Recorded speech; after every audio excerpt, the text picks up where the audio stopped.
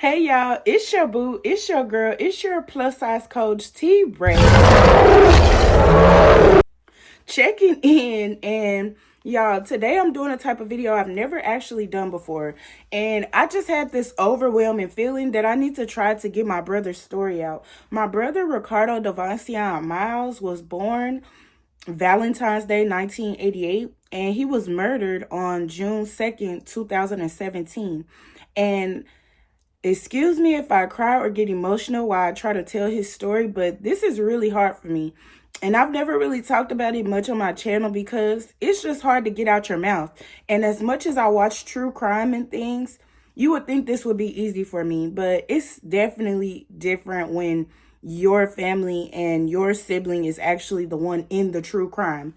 But to start off, I'm gonna basically give a brief summary on like him and me and him and just everything. Okay, so my mom basically had my brother when she was younger, and he was born in Ohio originally, but he spent most of his life in Sacramento, California, and Tensas Parish, Louisiana, where I'm from, where I was born, and basically where he would later on be killed. So, growing up, Ricardo and I had different dads, and that kind of caused a rift between us. And not only that, I was a miracle baby. My mom and dad weren't supposed to be able to have me, but they did anyway.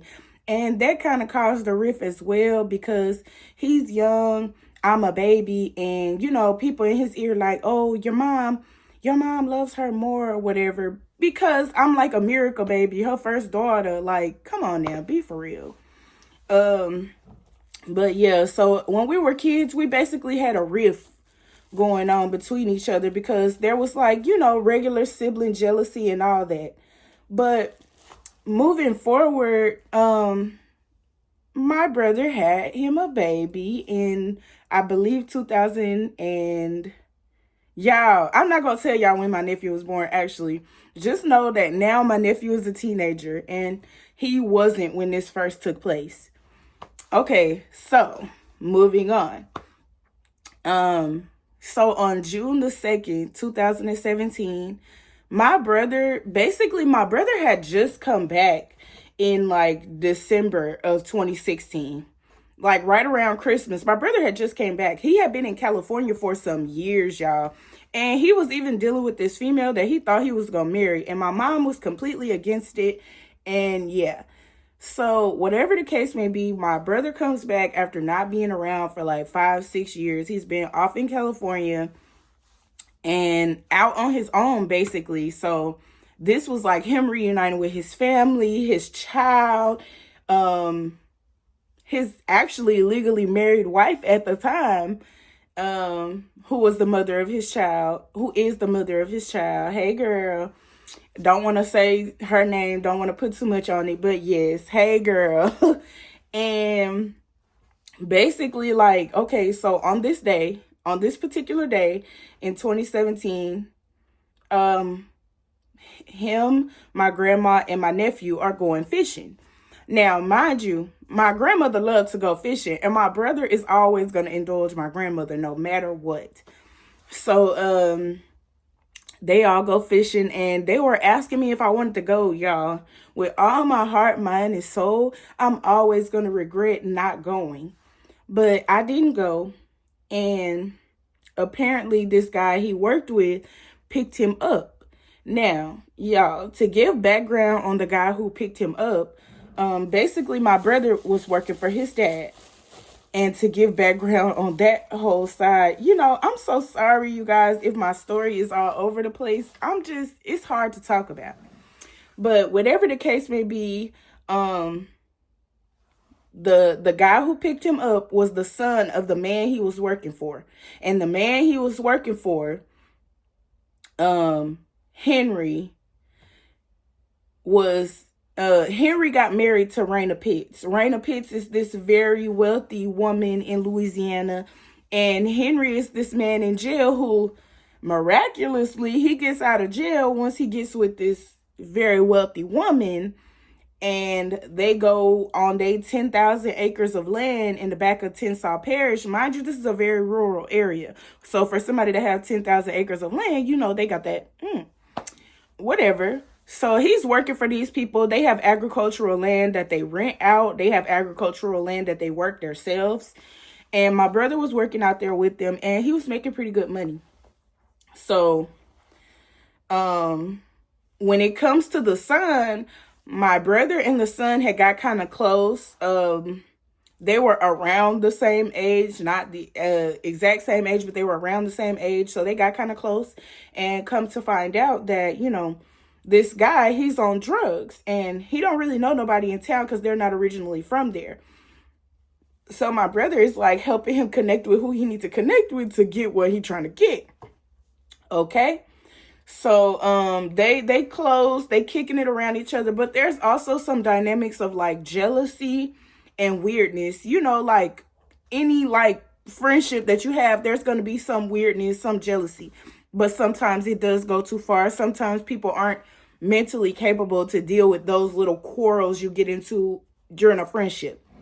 So, okay, mind y'all, I'm doing this before work and everything. It's just on my mind so heavy to tell y'all this story. But yeah, so moving on, he comes and he picks up my brother.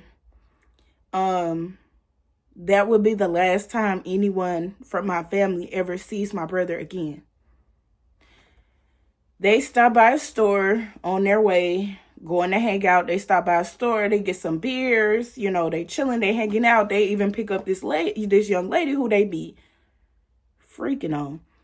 So, I could tell that my brother must have had some intuition that was telling him something was off, because he sent me a text asking me for my uncle's number, which was weird because it's like, why you don't have his number? But in my mind, I'm thinking like maybe he just needs to get to it fast and quick in a hurry. So I hurried up and sent it to him.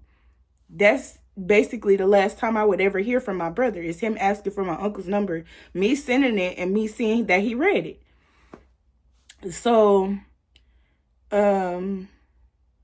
fast forward, I guess what we would later find out was that night he took him to this place called Crooked Bayou in Tensas Parish.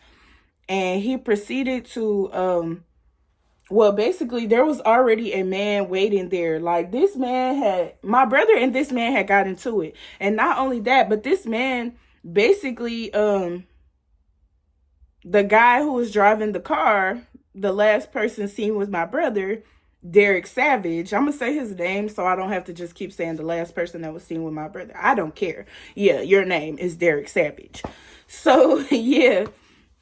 This guy, Derek Savage, he had threatened this man that was already waiting there for them when they got there.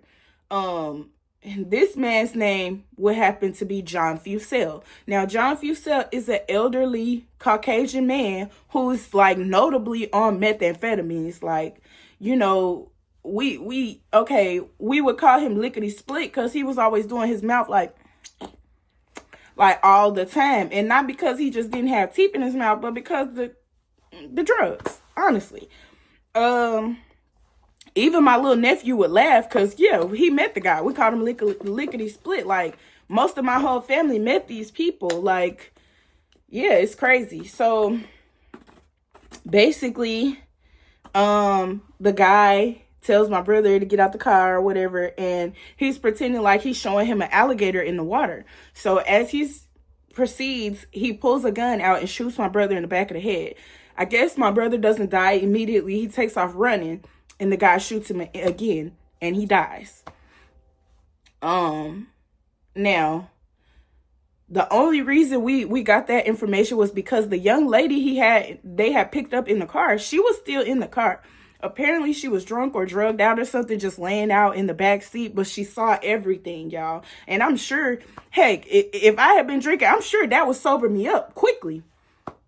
But whatever the case may be, so I guess, you know, he takes the young lady back to the little Hurricane Lodge where they was chilling at, and she waits there as he goes to dispose of my brother's body with this guy, John Fussell.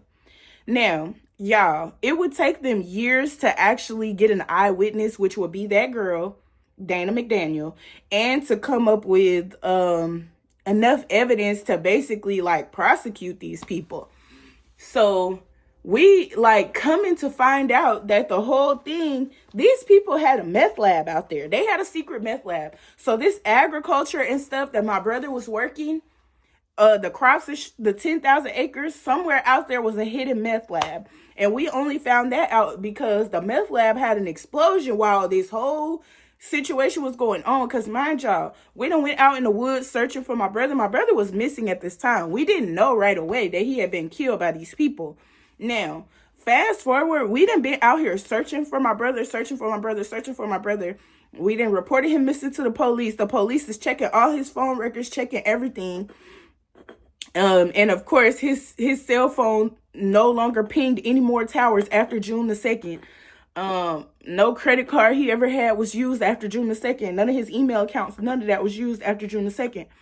Even, like, it was even so weird, y'all. Somebody had made, like, I want to say, like, a Pinterest account or something, like, while my brother was missing, and, like, try to tell everybody, like, oh, he's still alive. He just hiding around. And people, like, this is a small rural town, y'all. People was actually believing that.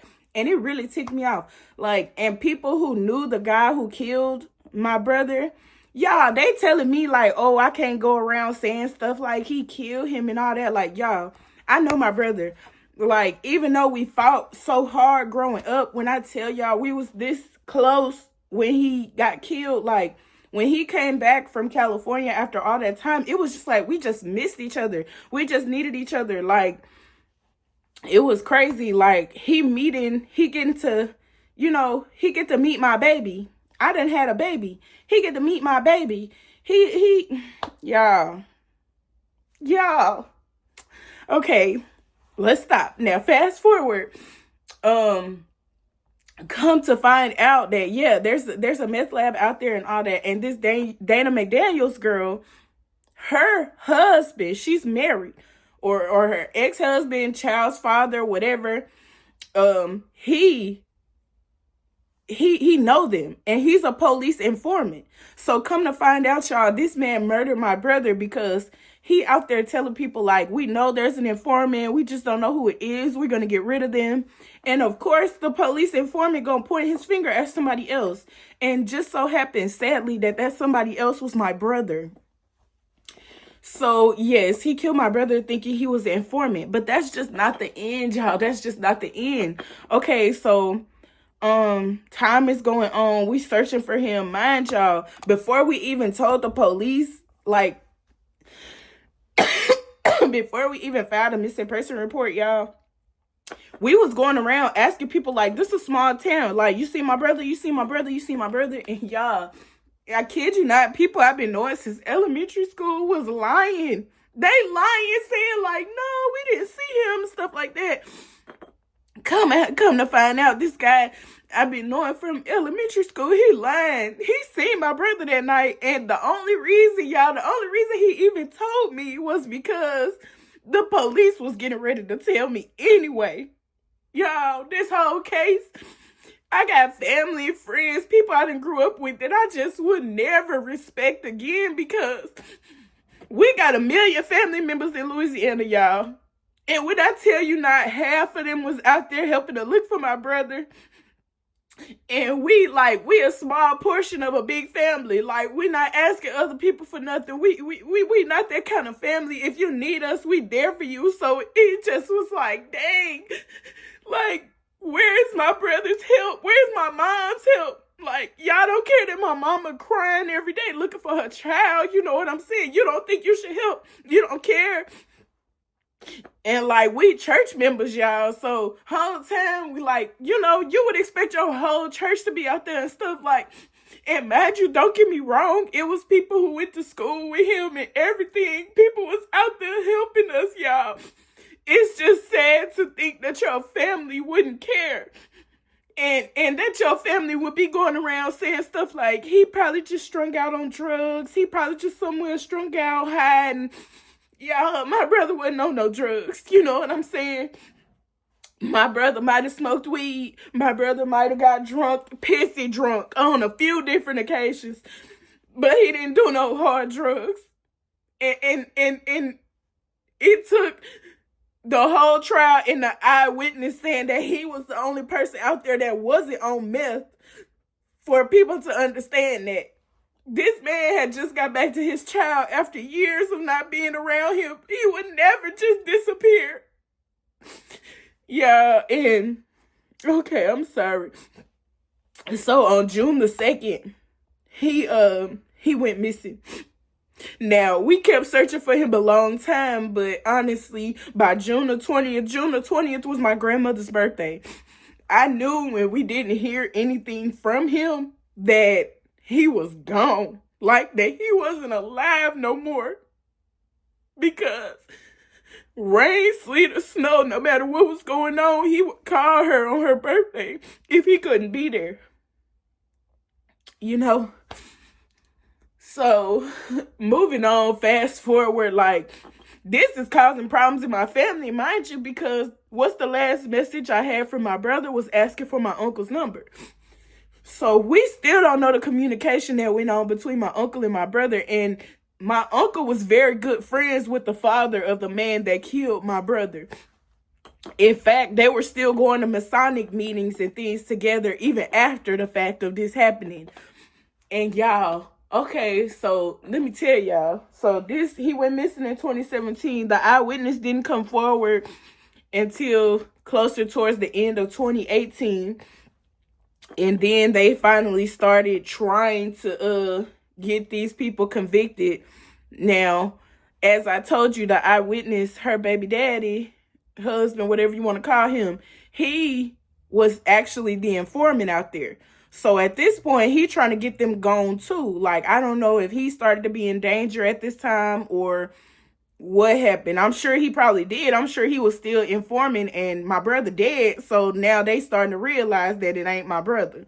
So he got to get them gone at this point. So the police already had Derek Savage and John Fusel as, you know, suspects.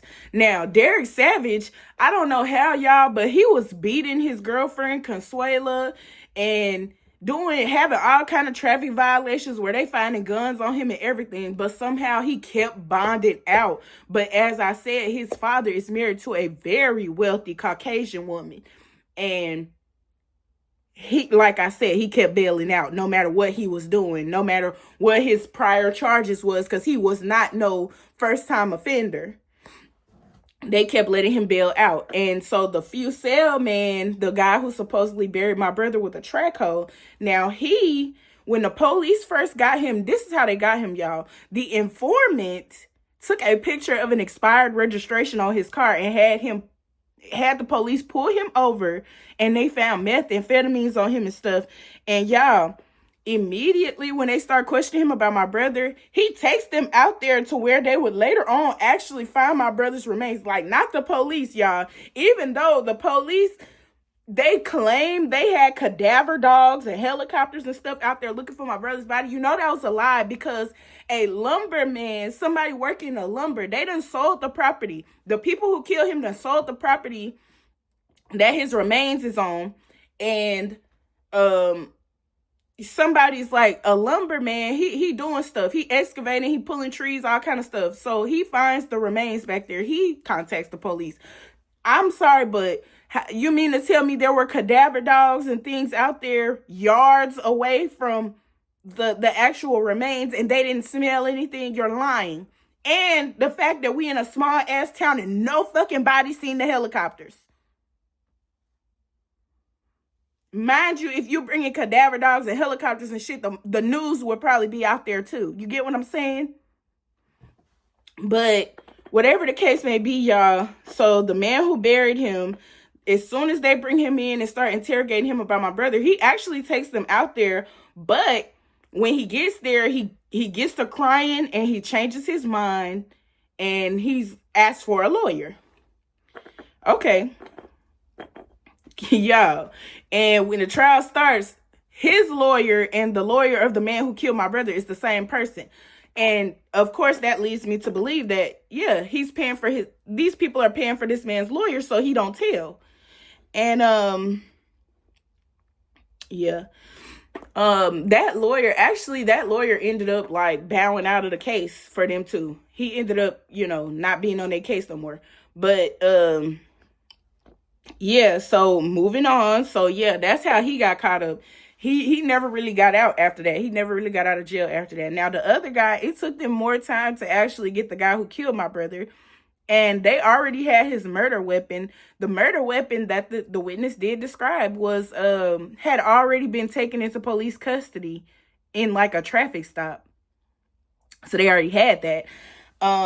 My brother's remains, it had been out in the elements and stuff for I don't know how long at that point. So they had like been chewed on by animals, all kind of stuff. You just see a big hole in his head, like the bullet hole. Because the skull was pretty much still intact. Yeah. So he don't even have like a full body of remains, y'all. It's really a skull and some bones.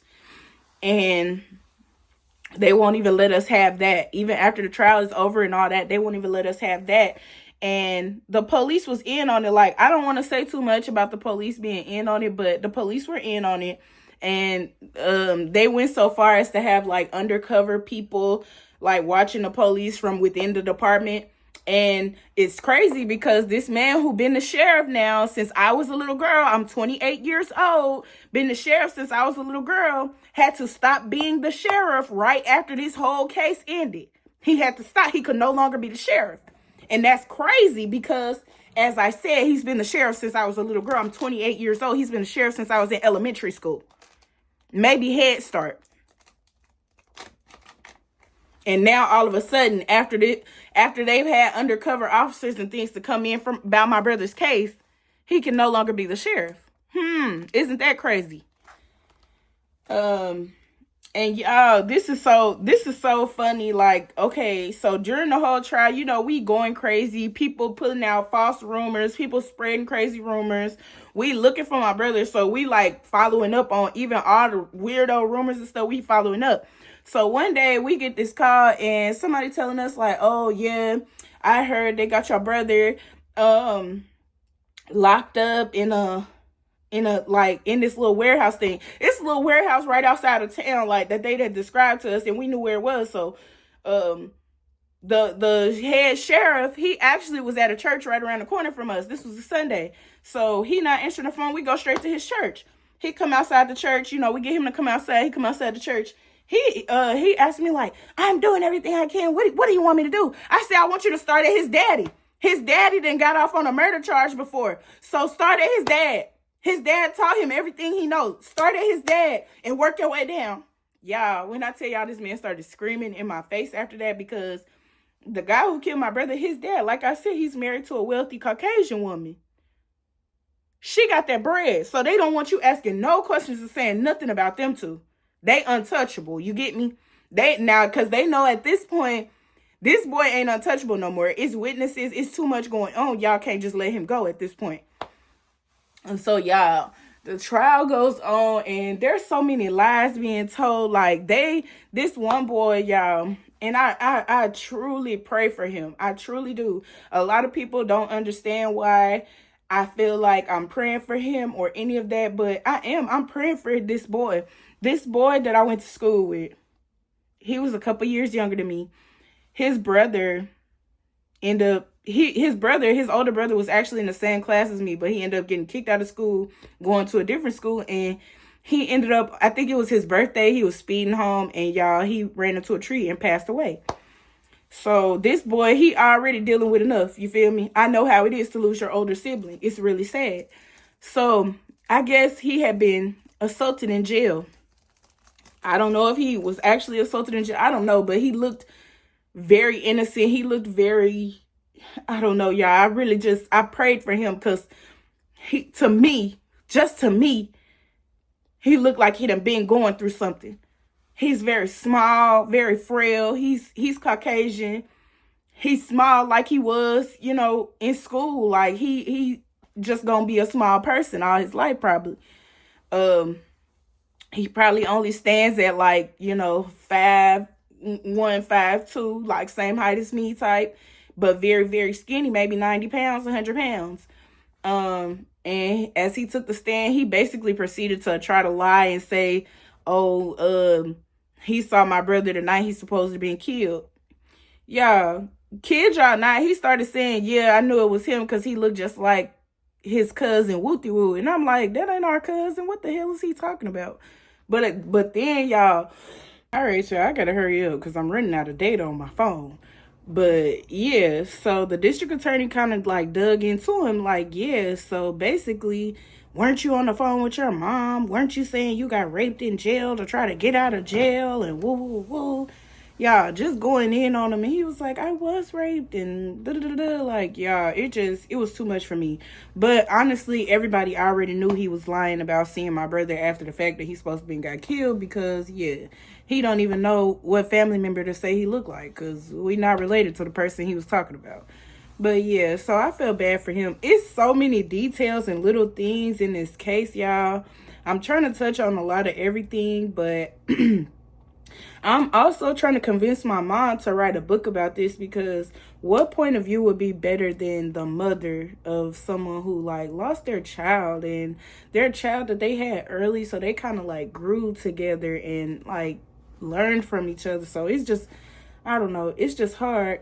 But yeah, like, y'all, this is something I'm still going through. We still haven't got the remains. The guy who killed him and the guy who buried him supposed to be had life sentences with no chance of parole or probation or none of that.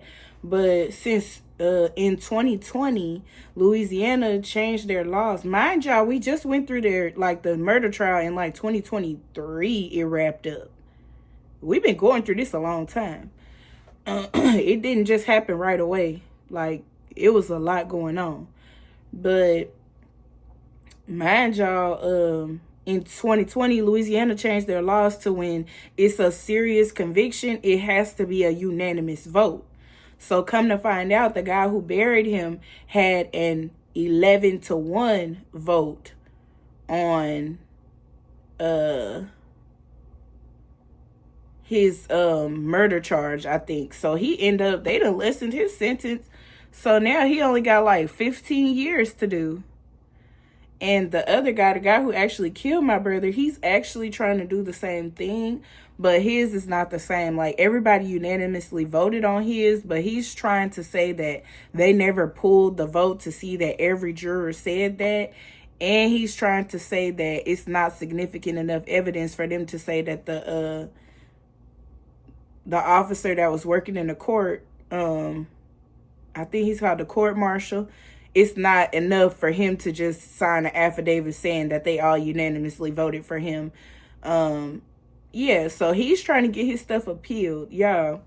And I'm just going to be 1,000% honest when I say do it. Let him out.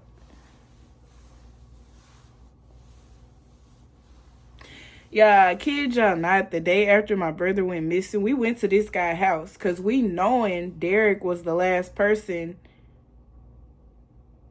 to be with my brother. Like, we didn't know he killed him at that point, but the next day we went to this nigga house when my brother wasn't answering the phone. His phone was off and stuff. We went to his house and he had a padlock on the outside of his door.